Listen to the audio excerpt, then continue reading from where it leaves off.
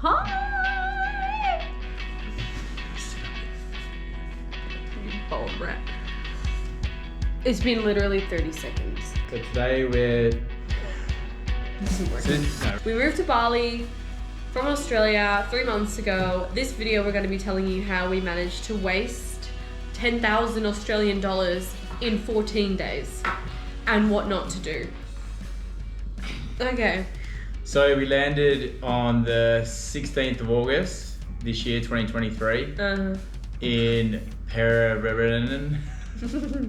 Canggu. We thought it was going to be like Canggu, just not as busy, which would have been perfect. The villa that we're staying at cost us 4.5k a month, which we thought was really good when we were back in Perth. Obviously wasn't. We drove down a track 400 meters long, a dirt track. Our driver almost couldn't find it. It was too dark for us to see what it actually looked like from the outside. It did look like what it did online. Yeah, it looked like the pictures. It looked really good. We woke up in the morning and everywhere around us was construction. To get to the actual villa complex, it took probably 500 meters. It was 500 meters. Didn't take 500 meters. On a small dirt track. So you kind of have to get a moped. You can't just walk out of your villa. You have to get a Gojek or Grab every time. So yeah, that was the first thing that triggered us, was the location and the construction. The place had rice field views. They had put up a massive wall covering that whole view because there was so much construction around. So the construction workers would be able to look into your villa, which obviously cannot happen either. Although they still did, because we had 2 stories.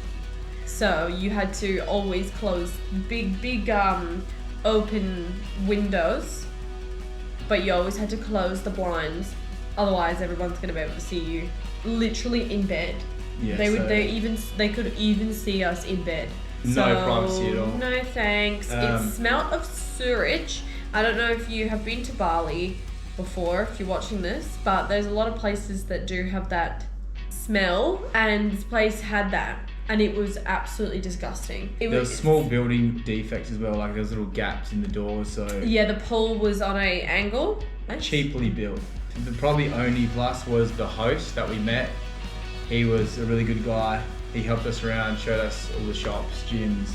We had it booked for 3 months, so yeah, we made a stupid decision of booking one place without ever seeing it.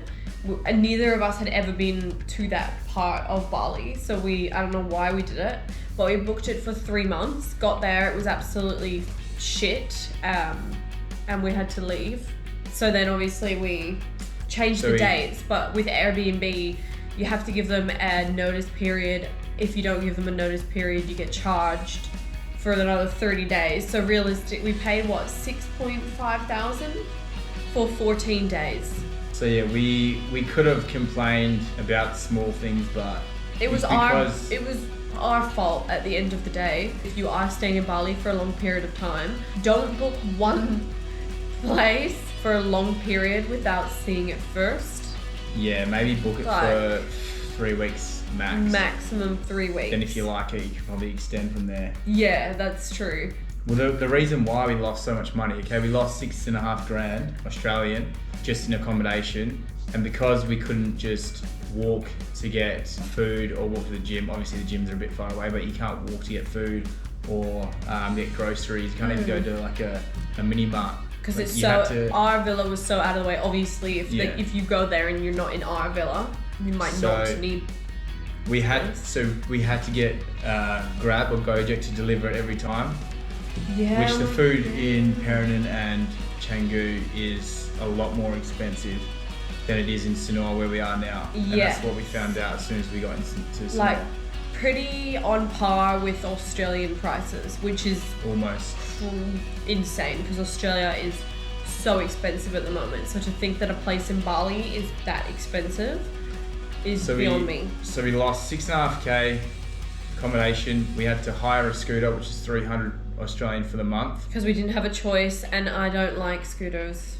So it was really, I honestly have no words. Yeah, so that's already 6.8. We joined a gym, and the gym was $230 each for the month. which It's again, $460. and if you're coming to Canggu area, just know that the gyms are so expensive. That's like $230 for 1 month is very expensive. That's our bad though, because there are cheaper gyms and we decided to go to the best one. No, not in Canggu. We looked at pretty much every single gym close to us, and they were all the same price, if not more. There's a few that are cheaper. There are cheaper options like Plus Fitness or whatever. It's not Plus, it's something. So that was our bad again. That's another 460 gone in 1 month. We only used the gym for a couple of weeks.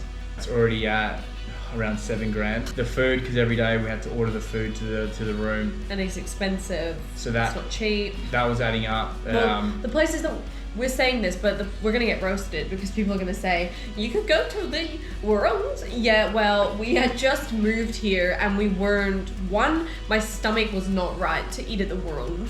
Two, we were in that like holiday kind of vibe where we didn't really want to go to a little side street and eat. Buxo. We wanted to try everything. But this is how we blew 10 grand. This isn't saying that people who are going there are gonna blow 10 grand. But if you are naive, like we were, then this is probably a good video to watch. We made the mistake, so you don't have to. Yeah, because now if we did it all over again, we would get a cheap accommodation, not for 3 months, but maybe for 2-3 weeks. We would eat at Worlds because now that's all we eat at is local side street little shop things. Even getting a Gojek lunch dropped off here. I get chicken breasts, plain rice and vegetables, and it's $5 including the drop off. $5 But dollars. back there, at least It was like $30 every time we got Grab. it's $15 Maybe each for a even small more. meal. Yeah. Yeah, so it was just so much more expensive, and I had no idea that Canggu or Paranin was that expensive, and some people might not realize. So if you are coming to Bali, just be aware that it is a lot of money that you might be spending. It's good for a holiday. If you're here for a week or two, Canggu Paranin's perfect because it's got all the nice restaurants, gyms. If you're paying for a week or two, it's not that expensive. Yeah. So yeah, all up that's about 8,000. We tried to save money by going grocery shopping. So I went to Pepito, and it's like I didn't know, but it's a tourist grocery shop. And so the prices are up. It cost me $80 for some chicken, eggs, fruit. I walked out of there going like, it's honestly very much like Perth prices. And because we had to cancel our accommodation, 6,500 should have lasted us 6 weeks there. So we had to pay for another 4 weeks in Sanur, which was around $2,000. That's how we came to blowing $10,000. Because what we ended up doing was, it wasn't just the villa that we hated, it was the whole area. No offense if you live in Paranin or Canggu, but you don't mind it. I hate it. It's too busy. The beach is brown. Like, the only nice people in Canggu are the locals, I'm sorry to say. So we moved to the other side and we're now in Sanur. It's chill here, good vibes, the beaches, the sand is white. It feels like Bali. It feels like home. Back in Canggu, it was just it's good if you're there for a week or two and all you want to do is party and go out and eat and blah, blah, blah, blah, blah, mingle with Russians. That's how we blew over $10,000 in a month, or less than a month there. Here, we're living in Sanur, including the villa, for about $3,000 a month. And that's in Sanur. Both of us, so 1.5 thousand Australian dollars a month, which is very cheap. So we've cut our prices like in half. Don't book something long term without seeing it first. Not even just the villa, but the area as well. Yeah, now we've been here for 3 months, almost 3 months now. So we know exactly what to do, what not to do, where to go, where not to go, how to get around, the cheapest places to eat, the cheapest gyms. Compared to when we first got here, it's crazy, the knowledge that we have obviously from living here. Yeah, I think my advice would be find someone who has lived here, like we did. They had lived here for years and years, and they showed us. They taught us things in 5 days of being with them Yeah. that we would have had to learn by ourselves over a year, I reckon. Yeah. 100%. So just meet up or contact someone who's been living here and just ask them questions. Go on Facebook groups. There are so many like digital nomad Facebook groups. This video probably applies to people who are moving here or staying here for a long term. If you're just here for a 1 week holiday, we're not talking to you. Yeah, Canggu is perfect for a 1 week holiday. Yeah, if you just want to get absolutely annihilated on the beach, yep, Canggu. If you want to get absolutely annihilated in Sanur, you will look like a freak and probably get arrested. So yeah.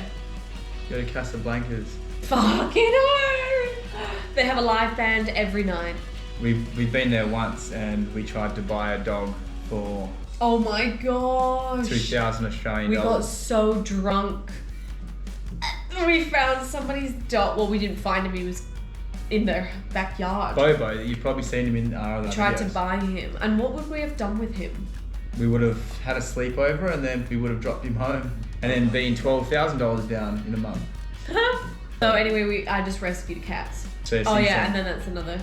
there's 3 cats living in our villa right now. I wake up and she's rattling biscuits to try to collect them all from the fence You have a monobrow. to come into our room. Someone's got to look after the animals. Our bed is covered with cats. Alright, so we hope yeah. you enjoyed the advice. Any questions? Yeah, maybe ask in the comments. And like literally anything, because we're pretty much locals now. Is that And if insensitive? someone wants to roast us, can you roast her?